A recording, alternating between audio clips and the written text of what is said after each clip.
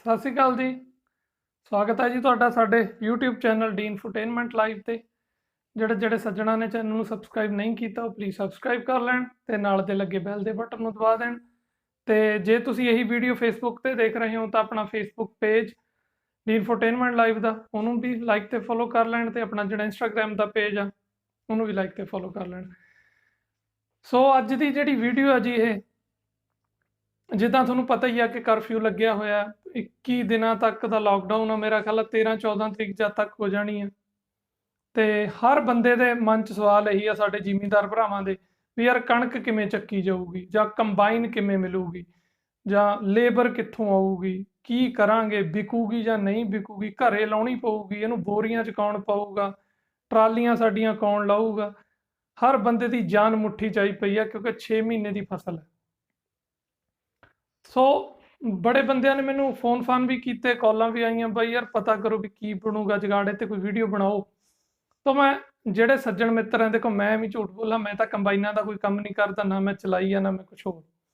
ਜਿਹੜੇ ਸੱਜਣ ਮਿੱਤਰ ਆ ਕੰਬਾਈਨਾਂ ਵਾਲੇ ਉਹਨਾਂ ਨਾਲ ਫੋਨਾਂ ਤੇ ਰਾਬਤੇ ਕਾਇਮ ਕੀਤੇ, ਉਹਨਾਂ ਨੇ ਜਿਵੇਂ ਦੱਸਿਆ ਉਹ ਆਪਾਂ ਤੁਹਾਡੇ ਰੂਬਰੂ ਪੇਸ਼ ਕਰ ਦਿੰਦੇ ਹਾਂ। ਜਿਵੇਂ ਐਮਪੀ ਦੇ ਵਿੱਚ ਹੁਣ ਤੁਹਾਨੂੰ ਪਤਾ ਹੀ ਆ ਕਿ ਸੀਜ਼ਨ ਚੱਲ ਰਿਹਾ। ਐਮਪੀ ਦੇ ਜਿਹੜੇ ਨਵੇਂ ਬਣੇ ਮੁੱਖ ਮੰਤਰੀ ਨੇ ਉਹਨਾਂ ਨੇ ਸਟੇਟਮੈਂਟ ਵੀ ਦਿੱਤੀ ਹੈ ਕਿ ਸਟਰਾ ਰੀਪਰ, ਕਣਕ ਦੀ ਵਾਢੀ ਲਈ ਕੰਬਾਈਨਾਂ ਉਹ ਤੁਸੀਂ ਚਲਾ ਸਕਦੇ ਹੋ ਬੇਰੋਕ ਟੋਕ, ਉੱਥੇ ਕੰਮ ਚੱਲ ਵੀ ਰਿਹਾ। ਪਰ ਪ੍ਰੋਬਲਮ ਕੀ ਹੈ ਕਿ ਉੱਥੇ ਠੰਡ ਹੋਣ ਕਰਕੇ ਵਾਢੀ ਪੂਰੀ ਤਰ੍ਹਾਂ ਚੱਲ ਨਹੀਂ ਰਹੀ। ਜੇ ਨੋਰਮਲੀ ਇੰਨੀ ਲੰਬੀ ਠੰਡ ਨਾ ਪੈਂਦੀ 10 ਤਰੀਕ ਤੱਕ ਉੱਥੇ ਸੀਜ਼ਨ ਮੁੱਕ ਜਾਣਾ ਸੀ। ਹੁਣ ਐਮਪੀ 'ਚ ਕੀ ਆ ਕਿ ਉਹ ਉੱਥੋਂ ਜਿੰਨੇ ਮੈਂ ਬੰਦਿਆਂ ਨੂੰ ਫੋਨ ਕਰਕੇ ਪਤਾ ਕੀਤਾ ਉਹ ਕਹਿੰਦੇ ਬਾਈ 15-18 ਤਰੀਕ ਤੱਕ ਇੱਥੋਂ ਕਿਤੇ ਕੰਮ ਮੁੱਕਣਾ। ਜੇ ਮੰਨ ਕੇ ਚਲੋ ਐਮਪੀ ਦੇ ਵਿੱਚੋਂ ਵੀ 15-18 ਤਰੀਕ ਤੋਂ ਕੰਮ ਮੁੱਕਦਾ ਤਾਂ ਫਿਰ ਉਹ ਤੋਂ ਬਾਅਦ ਕੰਬਾਈਨਾਂ ਨੇ ਹਰਿਆਣੇ ਆਉਣਾ, ਹਰਿਆਣੇ ਦਾ ਸੀਜ਼ਨ ਸ਼ੁਰੂ ਹੋ ਜਾਂਦਾ ਤੇ ਹਰਿਆਣਾ ਤੇ ਯੂਪੀ ਕੰਬਾਈਨਾਂ ਉੱਥੇ ਆਉਂਦੀਆਂ ਨੇ ਨੋਰਮਲੀ, ਫਿਰ ਉਹ ਤੋਂ ਬਾਅਦ ਆਪਣੇ ਪੰਜਾਬ 'ਚ ਆ ਜਾਂਦੀਆਂ ਨੇ। ਜੇ ਸਾਰਾ ਕੁਝ ਨੋਰਮਲ ਹੋਵੇ ਫਿਰ ਇਹ ਸਰਕਲ ਬੜੇ ਤਰੀਕੇ ਨਾਲ ਚੱਲਦਾ ਹੁੰਦਾ। ਜੇ ਮੰਨ ਕੇ ਚੱਲੋ 15 ਤੋਂ 18 ਤਰੀਕ ਤੋਂ ਵੀ ਬਾਅਦ ਕੰਬਾਈਨਾਂ ਉੱਥੇ ਐਮਪੀ ਦਾ ਸੀਜ਼ਨ ਮੁਕਾ ਕੇ ਹਰਿਆਣੇ ਜਾਂ ਯੂਪੀ 'ਚ ਆਉਂਦੀਆਂ ਨੇ ਤਾਂ ਹਰਿਆਣੇ ਯੂਪੀ 'ਚ 25 ਤੋਂ 30 ਤਰੀਕ ਹੋ ਜਾਣੀ ਹੈ। ਇੱਥੋਂ ਇਹ ਸਿੱਧ ਹੁੰਦਾ ਹੈ, ਆਸ ਹੈ ਕਿ ਮੈਨੂੰ ਨਹੀਂ ਲੱਗਦਾ ਕਿ ਜਿਹੜੀਆਂ ਬਾਹਰਲੀਆਂ ਕੰਬਾਈਨਾਂ ਨੇ ਉਹ ਇੱਥੇ ਆ ਪਾਉਣਗੀਆਂ। ਇਹ ਵੀ ਹਲੇ ਗੱਲ ਕਲੀਅਰ ਨਹੀਂ ਕਿ ਜਿਹੜਾ ਲਾਕਡਾਊਨ ਆ ਕਰਫਿਊ ਟੁੱਟੂਗਾ ਜਾਂ ਨਹੀਂ ਟੁੱਟੂਗਾ, ਹਲੇ ਕਿੰਨਾ ਕਲਮ ਹੈ। ਆਪਾਂ ਇਹਦੇ ਅਕੋਰਡਿੰਗ ਗੱਲ ਕਰ ਰਹੇ ਹਾਂ ਜਿਹੜਾ 21 ਦਿਨਾਂ ਦਾ ਇਹਨਾਂ ਨੇ ਲਾਕਡਾਊਨ ਕਿਹਾ, ਜੇ 21 ਦਿਨਾਂ ਤੇ ਆ ਕੇ ਇਹਨਾਂ ਨੇ ਤੋੜਤਾ। ਉਹ ਤੋਂ ਬਾਅਦ ਫਿਰ ਇਹ ਤਾਂ ਜੀ ਕਲੀਅਰ ਹੋ ਗਿਆ ਕਿ ਜਿਹੜੀਆਂ ਬਾਹਰ ਗਈਆਂ ਹੋਈਆਂ ਸਟਾਰ ਰੀਪਰ ਨੇ ਜਾਂ ਕੰਬਾਈਨਾਂ ਨੇ ਜਾਂ ਕੁਝ ਵੀ ਆ, ਉਹ ਮੈਨੂੰ ਨਹੀਂ ਲੱਗਦਾ ਵੀ ਇੱਥੇ ਆ ਸਕੂਗਾ। ਜਿੰਨੇ ਬੰਦਿਆਂ ਨਾਲ ਸਲਾਹ ਕੀਤੀ ਉਹ ਉੱਥੇ ਹੀ ਰਹੂਗਾ। ਦੂਜੀ ਗੱਲ, ਜੇ ਆਪਾਂ ਪੰਜਾਬ ਦੀਆਂ ਕੰਬਾਈਨਾਂ ਦਾ ਹਿਸਾਬ ਲਾਈਏ, ਇਸ ਸੀਜ਼ਨ ਟਰੈਕਟਰ ਵੀ ਬਹੁਤ ਵਿਕੇ ਸੀ, ਕੰਬਾਈਨਾਂ ਵੀ ਬਹੁਤ ਵਿਕੀਆਂ ਸੀ। ਕੰਬਾਈਨਾਂ ਨਾਲ ਤਾਂ ਸਾਡਾ ਸਰਜਣ ਹੈ, ਜਿੰਨੀਆਂ ਸਾਡੇ ਕੋਲ ਕੰਬਾਈਨਾਂ ਨੇ, ਪੰਜਾਬ 'ਚ ਕੰਬਾਈਨਾਂ ਬਥੇਰੀਆਂ ਨੇ। ਬਸ ਇਹੀ ਹੋ ਸਕਦਾ ਕਿ 5-7 ਦਿਨ ਵਢਾਈ ਲੇਟ ਹੋਊਗੀ ਜਾਂ ਖਿੱਚ ਪਊਗੀ, ਖਿੱਚਾ ਤੂਹੀ ਕਰਨਗੇ ਜ਼ਿਮੀਂਦਾਰ, ਉਹ ਕਹੂਗਾ ਮੇਰੇ ਲਾ, ਉਹ ਕਹੂਗਾ ਮੇਰੇ ਲਾ। Finally at the end of the day ਜਿਹੜੀਆਂ ਕਣਕਾਂ ਨੇ ਉਹ ਤਾਂ ਆਪਣੀਆਂ ਵੱਢੀਆਂ ਹੀ ਜਾਣੀਆਂ। ਉਹ ਤੋਂ ਬਾਅਦ ਵੱਡੀ ਸਮੱਸਿਆ ਸ਼ੁਰੂ ਹੋ ਜਾਂਦੀ ਹੈ। ਹਲੇ ਗਵਰਨਮੈਂਟ ਦਾ ਕੋਈ ਨੋਟੀਫਿਕੇਸ਼ਨ ਨਹੀਂ, ਕੋਈ ਸਟੇਟਮੈਂਟ ਨਹੀਂ। ਖਰੀਦ ਦਾ ਵੀ ਰੌਲਾ ਪੈਂਦਾ, ਕੀ ਖਰੀਦ ਦਾ ਸਿਸਟਮ ਹੋਣਾ, ਲਾਕਡਾਊਨ ਤੋਂ ਬਾਅਦ ਕੀ ਫੈਸਲਾ ਲੈਂਦੀ ਹੈ, ਕਿੱਥੋਂ ਲਿਮਟ ਸੈਂਕਸ਼ਨ ਹੋਣੀ ਹੈ। ਇਹ ਵੀ ਰੌਲਾ ਪੈ ਰਿਹਾ ਕਿ ਜਿਹੜੇ ਅਨਾਜ ਦੇ ਭੰਡਾਰ ਨੇ ਉਹ ਫੁੱਲ ਨੇ।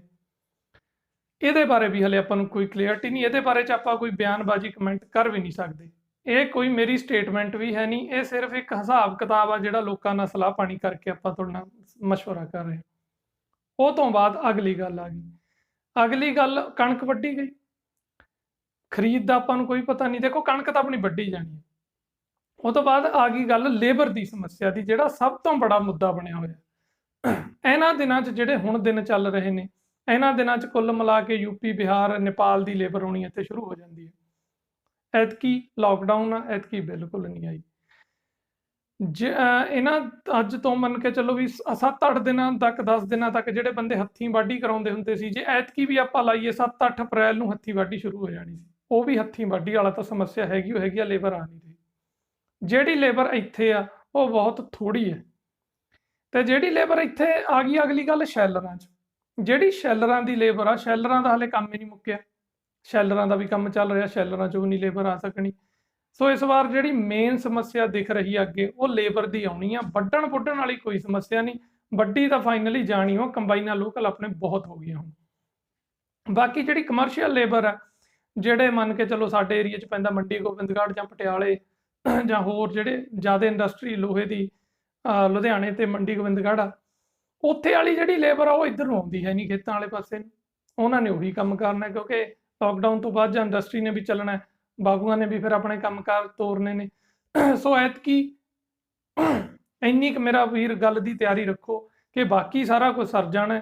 ਖਰੀਦ ਨਾ ਖਰੀਦਣ ਦਾ ਤਾਂ ਕਣਕ ਖਰੀਦ ਤਾਂ ਚਲੋ ਮਹਾਰਾਜ ਨੇ ਨੀਲੀ ਛੱਤ ਵਾਲਾ ਬੈਠਾ, ਉਹਨੇ ਕਰ ਹੋਏ ਜਾਣੀ ਹੈ, ਖਰੀਦ ਤਾਂ ਹੋਊਗੀ। ਉਹ 2 ਦਿਨ ਲੇਟ 2 ਦਿਨ ਪਸੇਟ।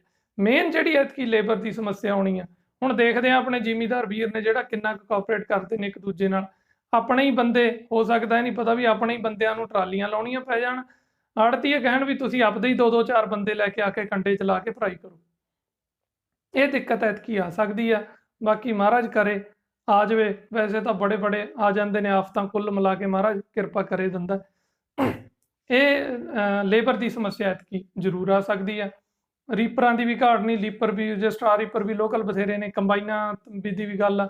ਮੇਨ ਸਮੱਸਿਆ ਐਤਕੀ ਲੇਬਰ ਦੀ ਹੈ ਕਿ ਲੇਬਰ ਆਉਂਦੀ ਆ ਜਾਂ ਨਹੀਂ ਆਉਂਦੀ।